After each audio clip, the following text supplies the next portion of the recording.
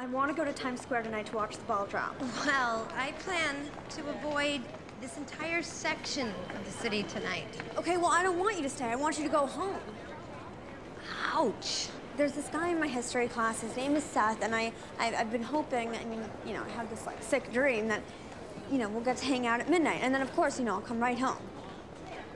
Honey, I'm sorry. I'm not comfortable allowing you to stay in Times Square at night alone.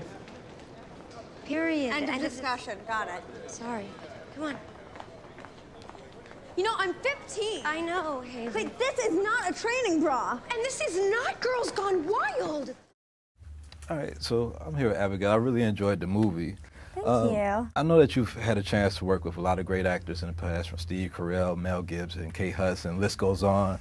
But in this movie, you have so many great actors that's on screen at one time. Was the experience different, and did you get to actually meet all of the, most of your cast members? I didn't. I would have loved to have gotten to meet everybody. I met Lea Michele on set, who I was really excited to meet because I'm a huge Glee fan, and she was so sweet. And then yesterday, I actually got to meet Zac Efron while doing press, which I kind of died. Cried a little bit, not gonna lie. Kind of was dying, but he was really nice, and so yeah, I was definitely excited about that. But I would have loved to have met and worked with everybody in the movie, though. Now, you worked with Gary Marshall before on some pictures. Was it to work with a director again? Does the experience get more comfortable, or are you more at ease as an actor? Yeah, I mean, he's the best. He's like having another grandpa.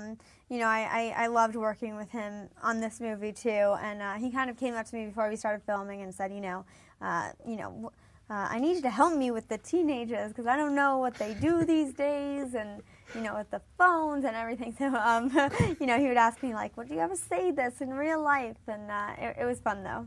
Well, speaking of the teenagers and your character Haley on screen, it seems like y'all dealing with similar age periods where you might be at that stage where you might be looking for more independence. I'm not sure, but were you able to relate to the character at all?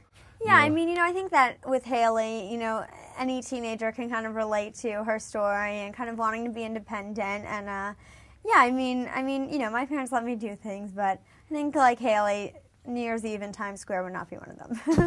That was going to be my next question. Yeah, Were you able to do that? Never done that. Never done that. I watched it on TV, but that's pretty much it. What do you think? You look hot. And for this one magical night, it's about getting another chance to do more, to give more, to love more. Because that's what New Year's is all about. That and a good party.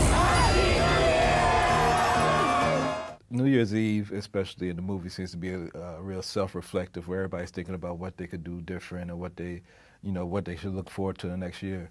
If you had to think of us collectively as Americans, what do you think America could do better in 2012 than we've done this year?